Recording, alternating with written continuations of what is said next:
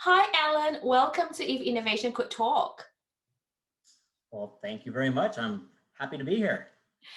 Alan, we're so excited to have you join us all the way from Bakersfield, California.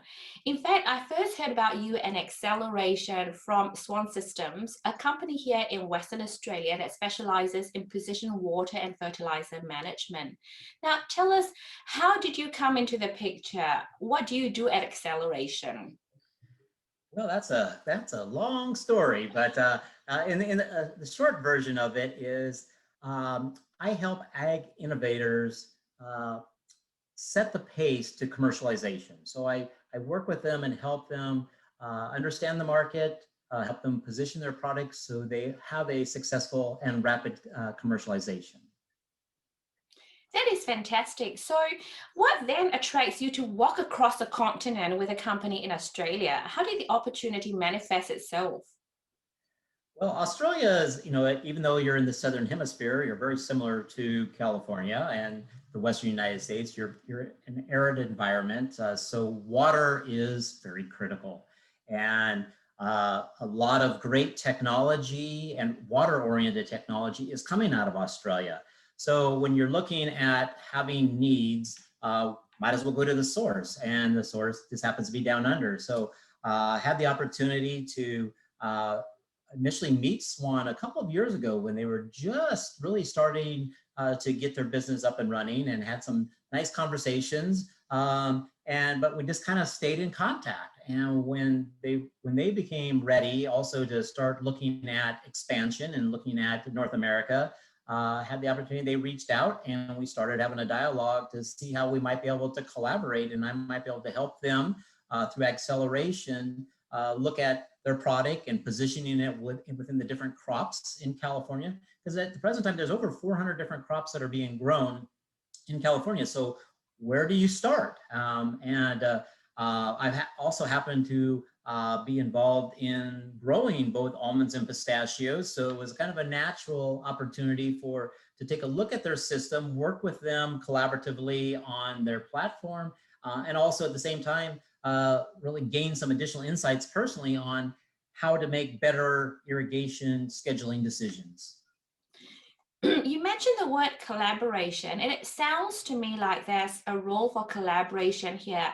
And also, you work in areas that are very innovative and tech focused.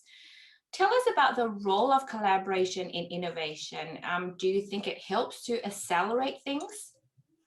Yeah, collaboration I think, is critical because you can't have all the functionality in your offering. I mean, everybody would love it to have that single platform, and we're far from that. So you're going to have to try to find a way to work together and focus on what you're good at. Don't try to boil the ocean and provide all these features that aren't going to bring benefits to your ultimate customer. So if you're good at what you have and you focus on that, you can join other platforms or other companies and connect those solutions together to really enhance the offering. Even in the example with Swan, their irrigation platform, they're collaborating with Arable as a means of bringing in additional weather insights, more local weather insights to enhance that offering of that solution. So in essence, you're taking 1+1 and you're making 3. So it becomes a very, very powerful offering when you're coming together as multiple companies with that focus on your expertise. That's fantastic. We need to talk to Arable as well to get that perspective because it's how all these puzzles come into the picture. What is one piece of advice you would share with the business community when they're thinking of working with someone overseas? I mean, for a start, you've got time zone to contend with. So wouldn't you want to work with someone closer to you? What is the incentives to work with someone overseas? Um, Market opportunities. I mean, I think that's for both sides. There's going to be tremendous opportunities, and so I think you have to be open to looking at different geographies, different perspectives.